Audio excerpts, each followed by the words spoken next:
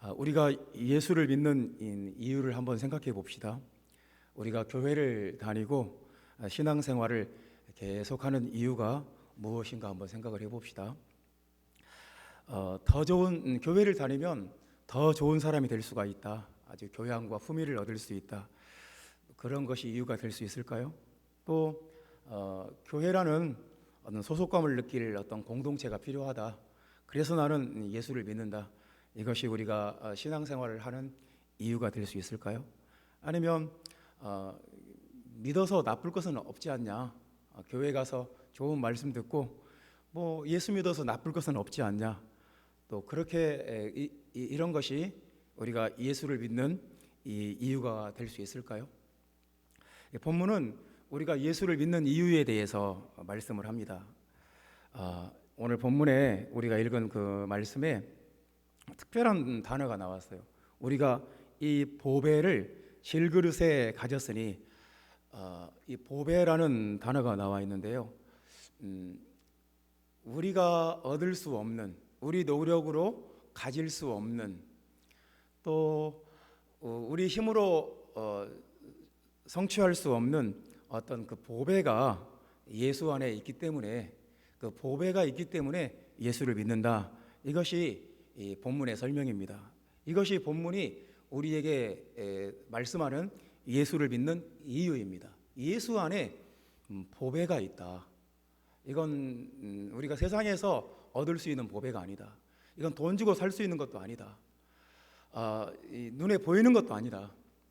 예수 그리스도 안에 있는 보배를 우리가 예수를 믿으면 그 보배를 우리가 갖게 된다. 그래서 우리는 예수를 믿는다 하는 것이 오늘 본문의 말씀입니다.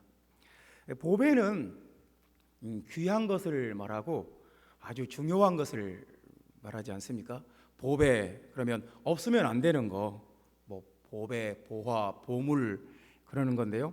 다른 것은 다 포기하더라도 이것은 내가 포기할 수 없다. 그런 것이 이제 보배가 되지 않습니까? 보물. 예를 들어서 우리 집에 불이 났다. 그런데 내가 지금 대피를 해야 되는데 딱 3가지만 가져갈 수 있다면 뭘 챙겨야 될까요? 핸드폰하고 뭐 지갑하고 뭐 통장, 아니면 뭐 등기 권리증 뭐 그런 것이 있으면 그런 거 빨리 챙겨야 되겠죠. 딱 1가지만 가져갈 수 있다. 그럼 뭘 챙기겠습니까? 물론 이제 가족은 당연히 포함되는 거지만 이제 정말 절체절명의 순간에도 내가 절대로 놓칠 수 없는 것이 있다면 그게 보배입니다. 예를 들어서 내 생명보다 더 귀한 그 무엇인가가 있다. 그것이 이제 보배고 보물이고 성경의 보화라고 합니다. 우리 자신은 보배가 아니에요. 우리 자신은 질그릇에 불과합니다. 우리는 그렇게 가치 있는 존재들이 아닌 것 같아요. 성경에 그냥 우리 자신을 질그릇이라고 합니다. 질그릇은 성경에서 그렇게 귀한 그릇은 아니에요. 발효식품을 저장하거나 또 곡식을 담아두거나 아니면 뭐 시골에서 제가 어렸을 때 시골에 우리 집에는 커다란 이 항아리가 있었어요. 정말 어렸을 때 제 키보다 훨씬 큰 항아리가 있었는데 거기는 그냥 요강에 담아둔 모든 그 소변을 다 거기다 모았어요. 1년 동안 모아서 아버지가 나중에 농사질 때 거름으로 쓰는 거예요. 이 질그릇은 그렇게 귀한 그릇도 아니고 가치 있는 것도 아니고 우리는 질그릇에 불과해요. 그런데 예수 그리스도가 우리 안에 있으면 예수 그리스도가 우리에게 보배가 돼요. 그래서 내가 누구냐보다 더 중요한 것은 내 안에 예수 그리스도가 있느냐, 이것이 중요합니다. 질그릇 자체를 아무리 화려하게 색을 칠하고 금박으로 장식을 한다 해도 질그릇은 질그릇입니다. 중요한 것은 그 질그릇 안에 무엇을 담고 있느냐. 배설물을 담고 있는 질그릇도 있고 보물을 담고 있는 질그릇도 있는 것입니다. 내 안에 예수 그리스도라는 보물을 계속 차곡차곡 쌓아가는 이 질그릇이 된다면 최고의 질그릇이 되는 것입니다. 정말 이것보다 더 귀한 질그릇이 없어요. 그래서 우리의 목적은 예수 그리스도라는 보물을 내 마음속에 담아가는, 가득 채워가는 충만하게 채워가는 그런 질그릇이다. 그래서 우리는 보물을 담은 질그릇인데, 그렇다면 보물을 담은 질그릇은 어떤 사람인가 하는 것이 오늘 본문의 말씀입니다. 7절 말씀 우리가 오늘 읽어봤는데요. 우리가 이 보배를 질그릇에 가졌으니 이미 힘이 큰 능력은 하나님께 있고 우리에게 있지 아니함을 알게 하려 함이라. 이 힘이 큰 능력이 하나님께 있는데 그 능력이 우리 안에도 있다는 것입니다. 어떤 그 큰 능력이 우리 안에 있다. 그러니까 보물을 가진 사람, 보배를 담은 질그릇 안에는 힘이 큰 능력이 있다 하는 말씀입니다. 홍수가 나서 비가 억수같이 오고 막 개천에 모든 것이 떠내려갑니다. 그러면 큰 통나무도 떠내려가고 막 냉장고도 떠내려가고 자동차도 떠내려갑니다. 그런데 살아있는 물고기는 그 물살을 거슬러 올라갈 수가 있습니다. 그 세상은 거대한 어떤 그 홍수 같은 그런 곳이에요. 그래서 세상이라는 그 흐름에 휩쓸려 가지 않는 것이 능력입니다. 세상이라는 그 세상의 그 압박 속에 타협하지 않고 세상의 고난과 환난 속에서 자신의 가치와 믿음을 끝까지 지켜내고 낙심하거나 절망하지 않는 것이 능력입니다. 힘이 큰 능력이라고 그랬어요. 그래서 우리에게 가장 큰 능력이 무엇이냐면 낙심하지 않는 능력이에요. 오늘 우리가 8절 말씀 보면 우리가 사방으로 우겨쌈을 당하여도 쌓이지 아니하며 답답한 일을 당하여도 낙심하지 아니하며 박해를 받아도 버림받지 아니하며 거꾸러뜨림을 당하여도 망하지 아니하고, 8절 말씀에 보면 낙심하지 않는다는 말이 있는데요, 절망하지 않는다는 말입니다. 절망하지 않는다.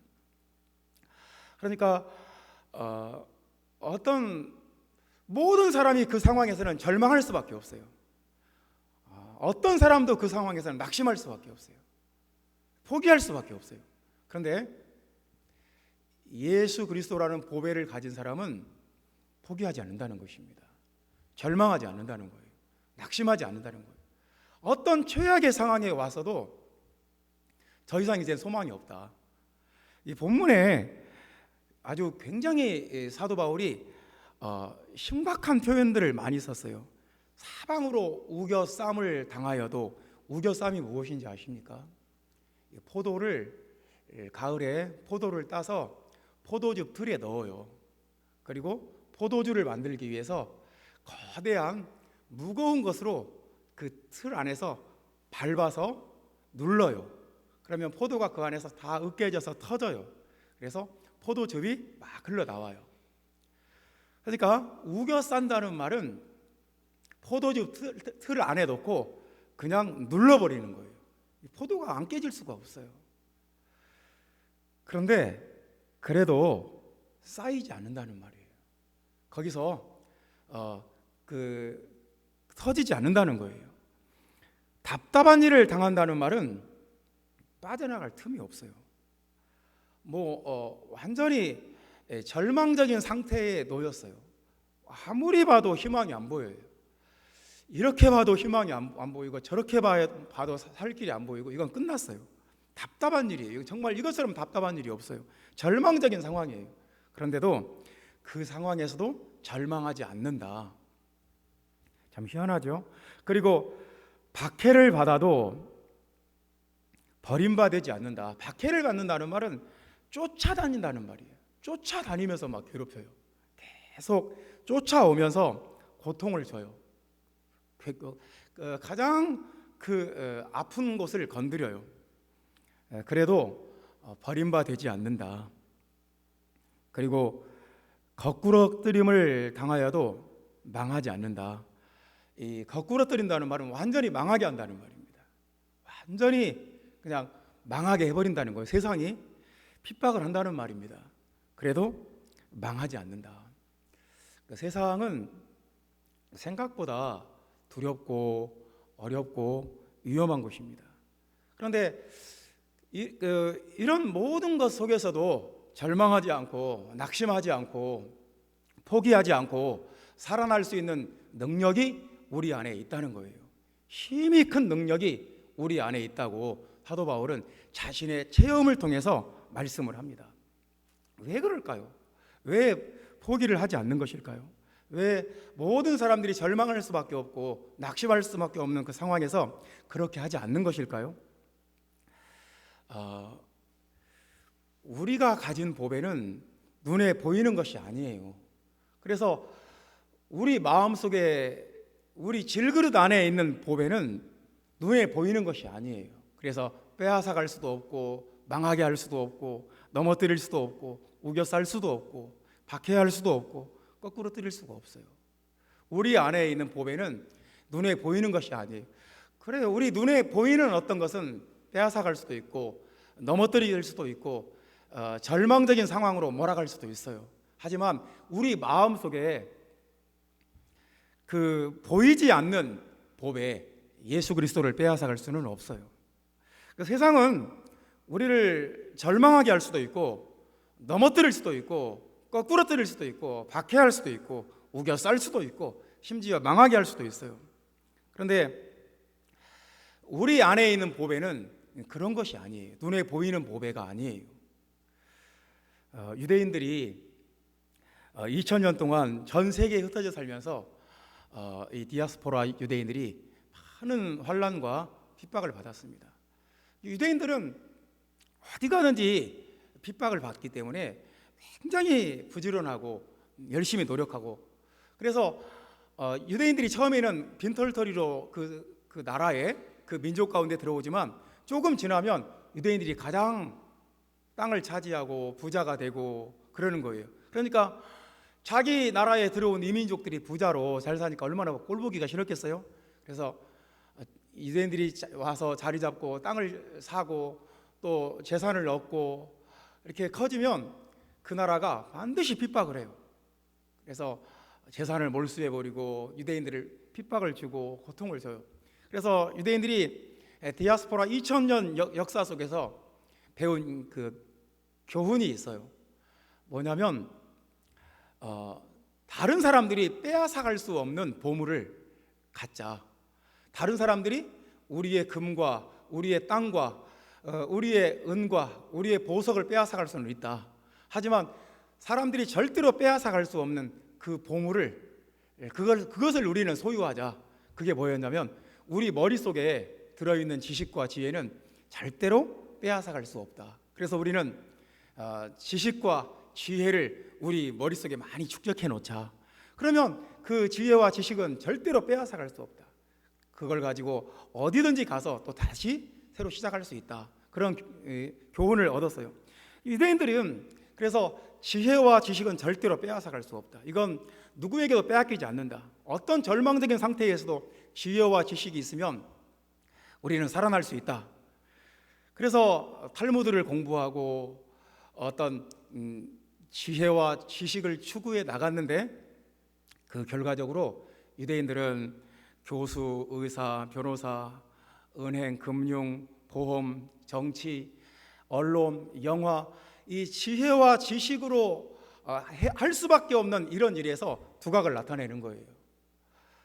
그것은 유대인들의 그 지혜와 지식은 아무도 빼앗아갈 수가 없어요. 형제자매 여러분, 우리 안에는 세상이 어떻게 할 수 없는 그 무엇인가가 있어요. 그래서 우리는 그것이 있기 때문에 낙심하지 않아요. 절망하지 않아요. 포기하지 않아요. 우리 안에는 그 세상이 건들 수도 없고 빼앗아갈 수 없고 넘어뜨릴 수 없는 그 무엇인가가 있는데 예수 그리스도라는 보배예요. 그래서 사실 우리는 질그릇이에요. 낙심하기 쉽고 연약하고 깨지기 쉽고 무너지기 쉽고 망하기 쉽고 포기하기 쉽고, 근데 놀랍게도 우리 안에 예수 그리스도라는 보배가 있다면 우리는 절대로 무너지지 않습니다. 형제자매 여러분, 예수 그리스도가 여러분 안에 있고 그래서 낙심하지 않는다면 이것보다 큰 능력이 없어요. 세상에서 가장 큰 능력은 포기하지 않는 거예요. 세상에서 가장 큰 능력은 절망하지 않는 거예요. 세상에서 가장 큰 능력은 낙심하지 않는 거예요. 다른 사람들은 다 낙심해버리고, 다른 사람들은 다 포기해버리고, 다른 사람들은 다 절망해버리는 상황 속에서도 그렇게 하지 않는다면 그것이 능력입니다. 그 능력이 어디서 오느냐? 우리 안에 계신 예수 그리스도를 통해서 오는 능력이에요. 이 능력이, 이 힘이 큰 능력이 여러분 안에 있게 되기를 예수님의 이름으로 축원합니다. 두 번째 말씀입니다. 우리는 보배를 담은 질그릇이에요. 그래서 우리 안에 자꾸 이 보배를 차곡차곡 쌓아나가는 그런 과정입니다. 10절 말씀 보면 보배를 담은 질그릇은 어떤 사람이냐면 10절 말씀에 우리가 항상 예수의 죽음을 몸에 짊어짐은 예수의 생명이 또한 우리 몸에 나타나게 하려 함이라. 예수의 생명이 나타난다 하는 말씀이 나왔습니다. 예수의 생명이 나타난다. 우리는 무엇인가가 나타나는 사람이에요. 그러니까 나를 통해서 무엇인가가 나타나요. 어떤 느낌, 우리가 사람을 만나면 그 사람에게서 어떤 느낌이나 어떤 분위기나 어떤 기분이나 그런 것을 이렇게 느끼지 않습니까? 그래서 우리는 그 사람의 겉모습도 보지만 그 사람의 내면까지도 이렇게 느껴요. 그래서 그 사람 그 특유의 어떤 분위기를 파악을 합니다. 그래서 좋은 사람이다, 아니다, 나하고 맞는 사람이다, 아니다, 뭔가 매력적이고 좀 친해보고 싶은 사람이다, 아니다, 그런 것들을 우리가 파악을 합니다. 근데 어쨌거나 우리를 통해서는 무엇인가가 나타날 수밖에 없어요. 왜냐하면 우리 안에 무언가가 있기 때문에 나를 통해서 무언가가 나타나요. 그게 영적인 것이든 뭐 어떤 정신적인 것이든 성격적인 것이든 어떤 우리 몸에서 나오는 것이든 무엇인가가 나타나요. 아픈 사람은 어딘가 모르게 이분이 어디 몸이 좀 안 좋은가 보다 나타나요. 건강한 사람은 이분 되게 건강하구나 다 나타나요. 이걸 숨길 수도 없고 아닌 척 할 수도 없고 속일 수도 없어요. 다 나타나요. 우리의 영성과 우리의 성품과 우리의 건강과 우리의 모든 것은 다 나타날 수밖에 없어요. 숨길 수가 없어요. 사이코패스가 참 무서운 것은 어떻게 저런 생각을 하고 살 수 있을까 싶은 그 무서운 생각을 마음속에 하고 있어요. 뭐 사람을 한번 죽여보고 싶다라든가 그런 마귀적인 생각을 오랫동안 마음속에 품고 있어요. 그리고 그것이 결국은 그 사람 속에 있던 생각이 어떤 행동으로 나타나요. 그래서 참 무서운 거예요. 참 중요한 것은 그 사람을 통해서 무엇이 나타나느냐, 이게 참 중요합니다. 소름 끼치게 무서운 생각과 음모를 마음속에 품고 있고 그것이 아무리 감추려고 해도 나타나는 사람이 있고, 반대로 예수의 생명을 마음속에 품고 있고 예수의 생명을 나타내는 사람이 있어요. 두 종류의 사람이 있는 거예요. 귀신의 통로가 되는 사람이 있고 귀신이 그 사람을 통해서 말을 해요. 그 사람의 눈으로, 그 사람의 얼굴 표정으로, 그 사람의 혀로, 그 사람의 어떤 바디 랭귀지로 귀신이 말을 해요. 그러면 굉장히 숨이 막히고, 그런 사람을 이렇게 대하면 숨이 막히고 답답하고 힘들고 그렇게 고통스러울 수가 없어요. 귀신의 나타남이에요. 그런데 예수님의 생명이 나타나면 힘을 얻고 기쁘고 은혜가 되고 도움이 많이 돼요. 그래서 참 우리는 무엇인가의 통로가 돼요. 악한 영의 통로가 되기도 하고 예수님의 생명의 통로가 되기도 해요. 이것이 참 중요한 문제예요. 내가 무엇의 통로가 되느냐, 내가 나를 통해서 무엇이 나타나느냐, 이것이 인생에서 가장 중요한 문제예요. 나를 통해서 귀신이 나를 통해서 자꾸 나타난다, 악한 영의 역사를 한다, 그럼 이것보다 비극적인 일은 없어요. 이것보다 실패한 인생은 없어요. 무엇이 성공이냐? 나를 통해서 예수님이 나타나는 것, 이것이 성공이에요. 나는 질그릇이에요. 대단한 존재가 아니에요. 나를 통해서는 무언가가 나올 수가 없어요. 그런데 보배이신 예수님이 내 안에 계시면, 나를 통해서 예수님이 나타나면 그것이 최고의 인생이고 성공한 인생이고 복받은 인생이고, 그러면 사람들이 다 나를 좋아해요. 병원에 가면 분위기가 좋은 병동이 있습니다. 어떤 병동은 아주 분위기가 좋아요. 예를 들어서 산부인과는 분위기가 좋지요. 새로운 생명이 탄생했다. 그래서 막 이모들이, 삼촌들이, 할아버지가, 할머니가 와서 막 기뻐하고, 신생아실에서 들여다보면서 또 꽃을 사오고, 우리 손자가 태어났다고, 우리 조카가 태어났다고, 우리 아기가 태어났다고, 우리 공주님이 태어났다고, 우리 왕자가 태어났다고, 모두가 다 기뻐하고 행복해하고, 그렇게 분위기가 좋아요. 그런데 말기 안병동을 생각해 봅시다. 이제 오늘 돌아가실지 내일 돌아가실지, 정말 그곳의 분위기를 한번 생각을 해보세요.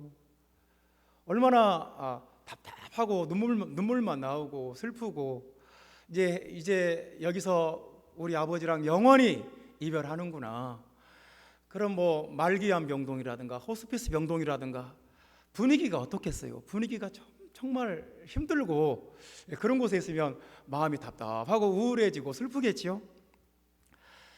생명은 뭐냐면, 생명을 뭐라고 설명해야 될까요? 생명 참 어렵지 않습니까? 가장 쉽게 설명하는 것이 생명은 분위기예요. 생명은 분위기로 나타나요.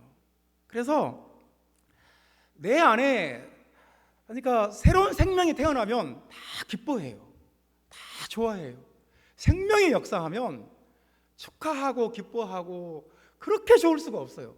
내 생명이 꺼져가요. 생명의 불꽃이 점점 약해지고 이제 언제 꺼질지 몰라요.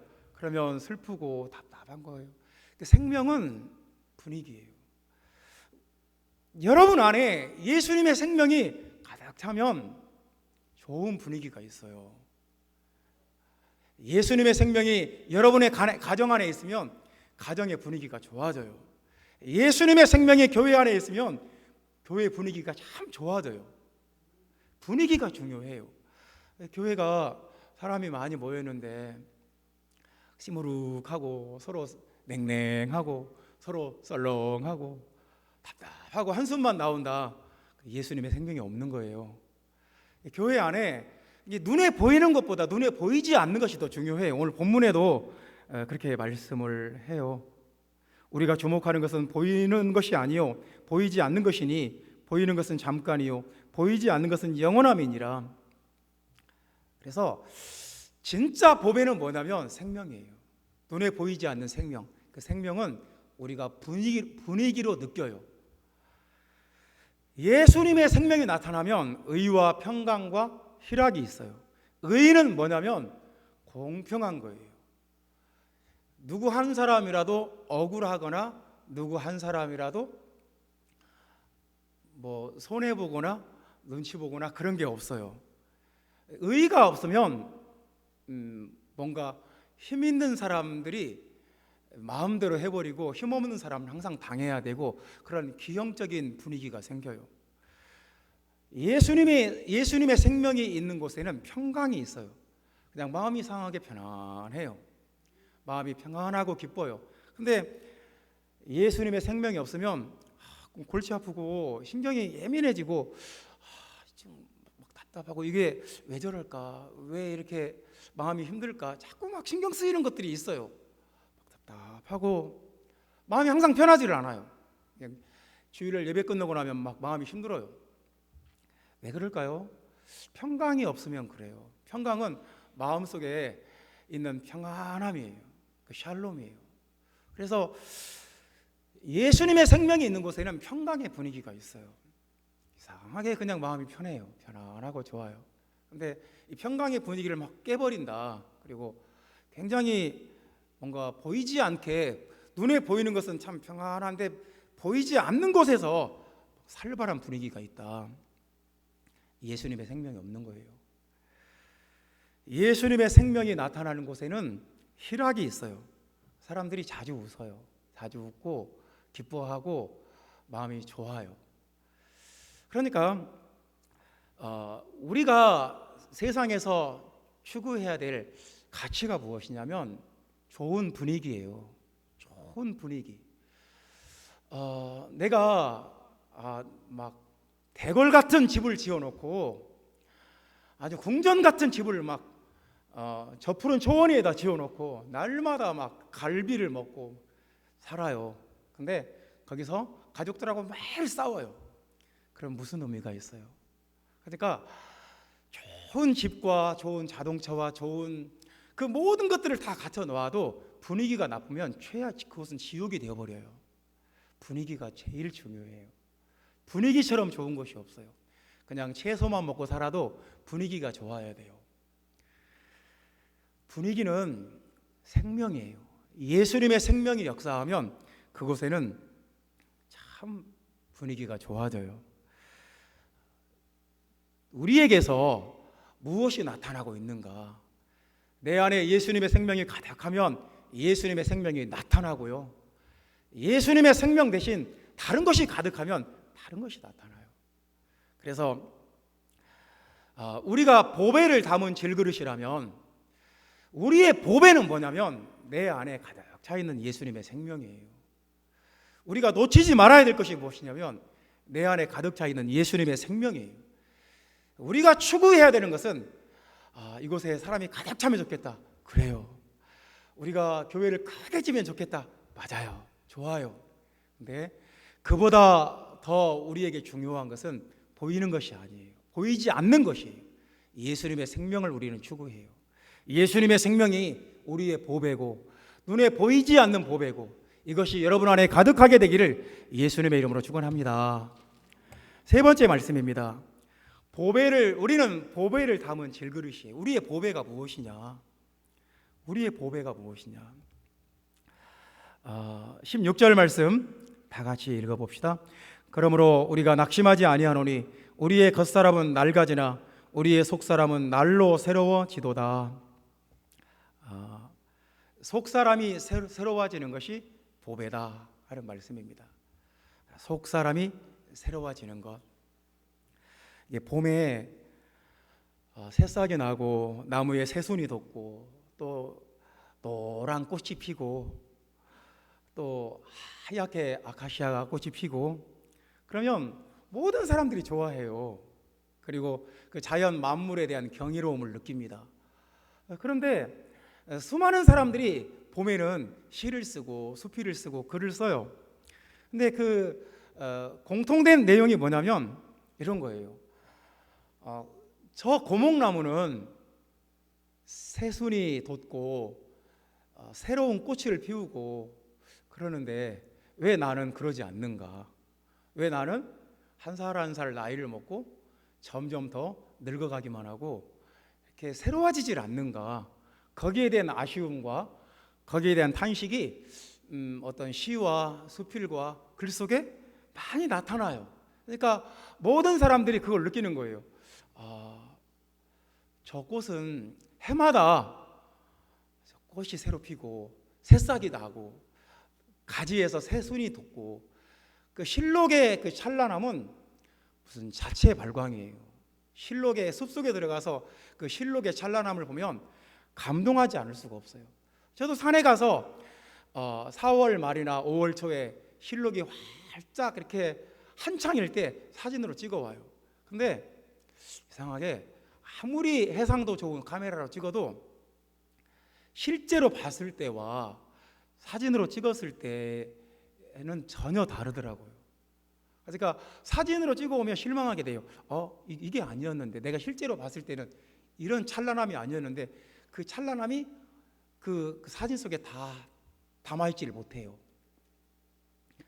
근데 왜 나는 이렇게 새로워지질 않는가? 만물은 봄에 다 새로워지는데 나는 점점 주름살이 들고 흰머리가 많이 생기고 점점 그 쇠락해 가는 것을 자기가 느껴요. 성경은 이렇게 말해요. 우리의 겉사람은 낡아지나 우리의 속사람은 날로 새로워진다. 어떻게 하면 우리의 겉사람이 낡아지는 것은 불가피한 것 같아요. 그냥 받아들이고 이렇게 가을의 단풍처럼 곱게 가을의 단풍도 아름답잖아요. 그렇게 받아들이는 것이 하나님의 순리인 것 같아요. 근데 이제 본문이 우리에게 하시는 말씀은 속사람이 새로워지는 거예요. 그러니까 우리 겉사람이 낡아지는 것은 어떻게 할 수가 없다. 이건 순리다. 이건 범죄한 인간이 받아들일 수밖에 없는 숙명인지도 모르겠어요. 그런데 우리의 속사람이 새로워지는 것은 이건 가능해요. 우리의 성품이 새로워지고 인격이 새로워지고 우리의 영성이 새로워지는 것은 이건 가능하다는 거예요. 그래서 여러분 생각해 보세요. 막 나이가 들었는데 막 몸부림을 치는 거예요. 나 안 늙었다 하고 막 입술에 루즈를 빨갛게 칠한다든가, 막 젊은 사람들이나 입는 막 짧은 옷을 입는다든가, 그러면 얼마나 우스꽝스러워요. 그것보다 더 중요한 것이 우리 속사람이 변화되고 우리의 속사람이 예수님을 닮아가고, 참 이것이 성경에서 중요하다고 말씀을 해요. 중요한 것은 우리 속사람이 변화되는 것이다. 물론 우리 겉사람이 젊고 건강하고 이것도 중요하겠죠.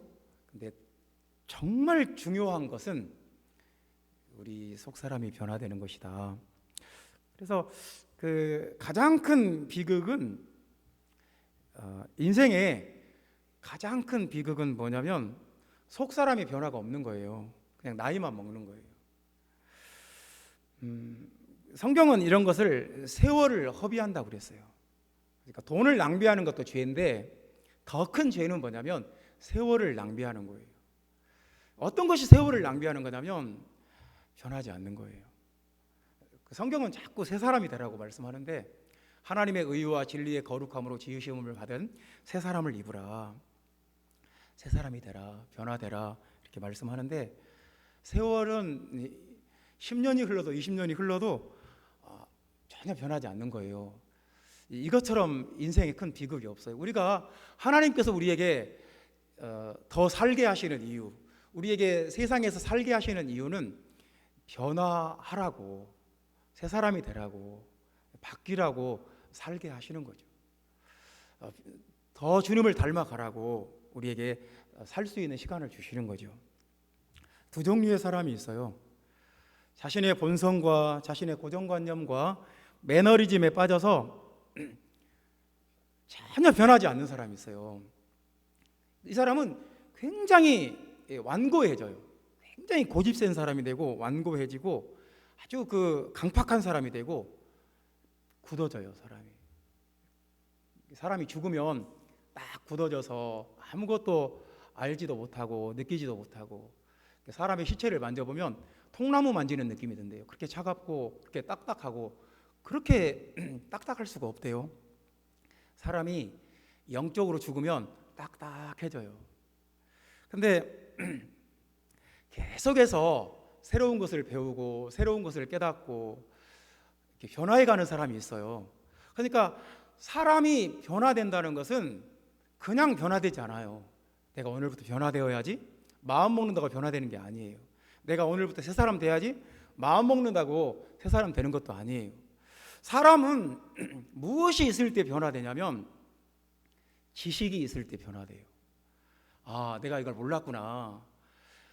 내가 이게 옳은 줄 알았는데 이거 옳은 게 아니었네. 깨달을 때, 지식이 있을 때, 지혜가 생길 때 변화가 돼요. 나는 이게 잘하는 것인 줄 알았는데 아니었구나. 나는 이게 옳은 줄 알았는데 이게 아니었구나. 나는 이게 가장 중요한 건 줄 알았는데 그게 아니었네. 깨달을 때 사람이 변화된다는 건 쉬운 일이 아니에요. 그래서 우리를 변화시키는 것은 지혜와 지식과 깨달음인데 그것이 어디 안에 있냐면 예수 안에 있어요. 예수는 우리에게 지혜와 지식의 보화라고 골로새서에 말씀을 했어요. 지혜와 지식의 보물이다, 보배다, 똑같은 말이에요. 그래서 우리 안에 예수 그리스도라는 보물이, 보화가 우리 안에 있으면 그 보화는 지혜와 지식과 깨달음이에요. 그래서 그것은 우리를 변화를 시켜요.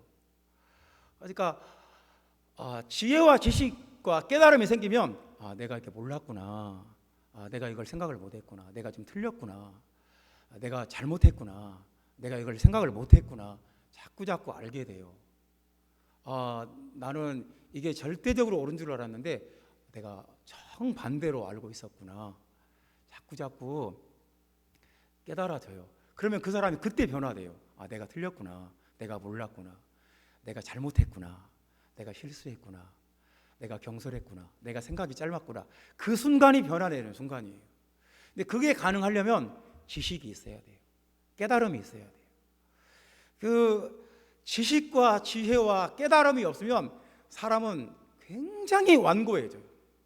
그리고 강팍해지고 폭력적이 되고 무시무시한 사람이 돼요. 굉장히 위험한 사람이 되고 딱딱하게 굳어져 버려요.